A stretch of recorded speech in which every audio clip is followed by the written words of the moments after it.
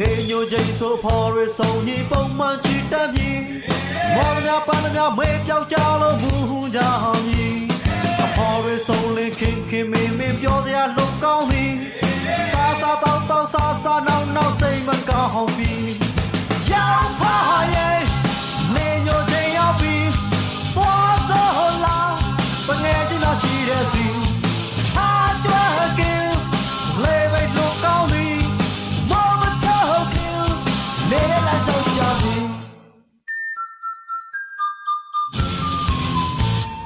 နေဝင်ပြီဆိုဗီဒီယိုရုံမှပြန်ဆောင်ကြအောင်မြည်အထိုးချိန်များနဲ့တနာပြေခမ်းမသဘောဟုံးကြသည်စကောင်းကြောပြီးဒီအချိန်ဆိုရင်အိမ်ဝင်မလွယ်ပေါစီအဖရဲ့ထော်သာထိတ်တိုက်တွေဖို့ကြောက်ဟုံ